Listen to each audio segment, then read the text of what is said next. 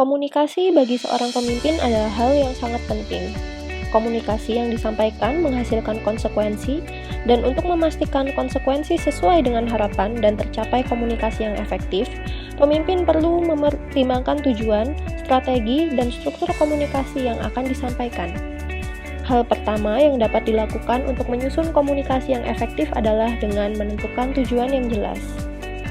Dengan konsekuensi yang ditimbulkan, seorang pemimpin harus menetapkan tujuan yang jelas sebelum melakukan komunikasi. Biasanya terdapat 1 dari 4 tujuan besar dari komunikasi, diantaranya to inform, yaitu mentransfer fakta, data, atau informasi kepada audiens.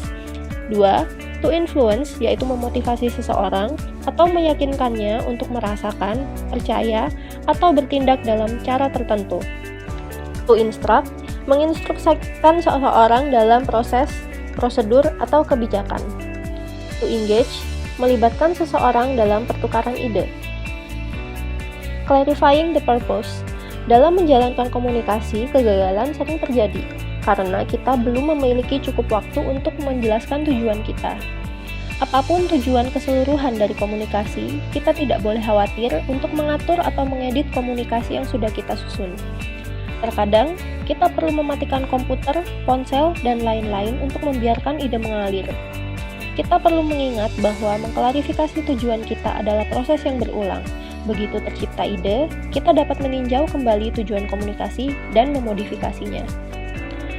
Connecting, thinking, and communicating. Pemikiran dan komunikasi adalah hal yang saling terkait dan tergantung satu sama lain. Jika pemikiran kita kacau, komunikasi kita akan kacau. Ketika kita berpikir jernih, komunikasi dapat dilakukan dengan konteks yang jelas dan mampu mencapai tujuannya dengan baik. Jika komunikasi dilakukan dalam kondisi pemikiran tidak jernih, semisal dalam kondisi emosi, komunikasi kemungkinan tidak akan mencapai tujuannya. Pemikiran yang jernih tentang tujuan, serta pertimbangan terhadap respon audiens, menghasilkan komunikasi yang lebih efektif. Considering the context. Ketika mendefinisikan tujuan dan strategi komunikasi, kita perlu mengenali konteks di mana komunikasi terjadi. Kita perlu mempertimbangkan apa yang sedang terjadi di dunia, industri ataupun organisasi, di mana komunikasi akan menjatuhkan poin utamanya, apa yang terjadi sebelum dan setelah proses komunikasi, apa tujuan organisasi, apa tujuan dari audiens, apa yang diketahui audiens mengenai konteks dan apa yang mereka percaya, apa harapan audiens, dan apa perbedaan budaya yang harus kita pahami. Pemimpin harus peka terhadap apa yang terjadi di sekitarnya dan mempertimbangkan konteks yang disampaikan. Jika tidak, pesan yang disampaikan beresiko tidak diterima atau mungkin dapat menghilangkan perhatian dan kepercayaan audiens. Using Strategy Framework.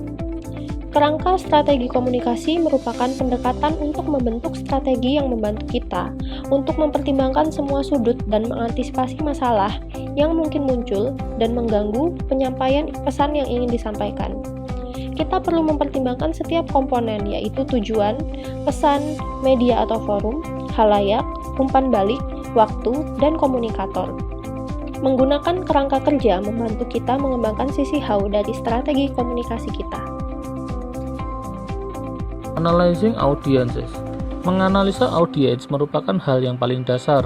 Terdapat 4 pendekatan komunikasi di dalamnya, yaitu based on expertise. Di sini komunikasi berdasar keahlian adalah komunikasi yang selevel. Misal dari profesor ke profesor akan menggunakan kosakata yang sama meskipun berbeda program keahlian. By decision making style. Pertimbangan pengambilan keputusan menggunakan komunikasi yang persuasif yang dapat bekerja lebih baik bila dirancang untuk 5 pengambilan gaya keputusan yang berbeda. By medium. Pertimbangan audiens untuk menerima komunikasi melalui percakapan online maupun yang lain dan berkomunikasi secara medium serta mempertimbangkan pesan dan medianya. Organizing communication. Dalam konteks komunikasi profesional, organisasi, maka sederhana atau kompleks perlu diperhatikan untuk mempengaruhi komunikasi tersebut. Organizing communication effectively. Pada saat kita ingin menganalisis audiens dan membuat strategi, kita harus menyiapkan cara atau struktur terbaik untuk mengatur komunikasi agar tersampaikan dengan baik kepada audiens. Cara terbaik terkait dengan mengefektifkan komunikasi pada organisasi adalah sebagai berikut. Yang pertama, fokus pada pesan utama yang akan disampaikan. Yang kedua, tetap fokus pada topik. Yang ketiga, membangun relevansi dengan audiens. Yang keempat, atur komunikasi agar dapat segera diakses dan relevan dengan proses pengambilan keputusan audiens. Selecting organizational devices. Biasanya, kita menggunakan satu atau lebih dari metode berikut untuk mengatur bagian individu, dokumen, atau presentasi.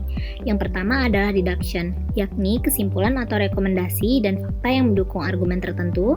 Yang kedua, induction, informasi pendukung fakta-fakta yang membangun kesimpulan atau rekomendasi.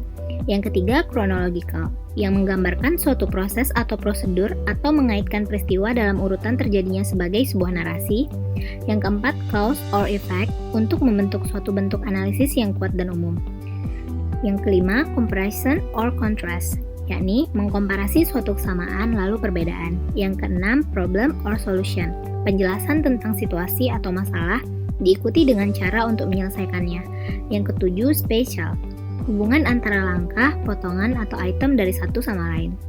Using the pyramid principle. Dalam The Pyramid Principle, Barbara Minto mengilustrasikan bagaimana menyusun diskusi yang efektif dalam konteks bisnis dengan menerapkan logika deduktif dan induktif klasik. Pendekatan ini dapat sangat membantu dalam memastikan bahwa suatu argumen logis dan lengkap, serta efektif dalam menjangkau semua audiens. Selanjutnya ada creating a storyboard. Teknik lain untuk memetakan struktur dokumen atau presentasi adalah storyboard. Storyboard sangat berguna saat bekerja dalam tim untuk menyiapkan presentasi.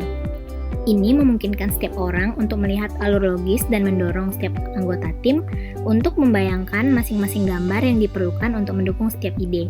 Storyboard ini berisi apa yang disebut ghost slide, yang menyarankan konten tanpa benar-benar menunjukkannya.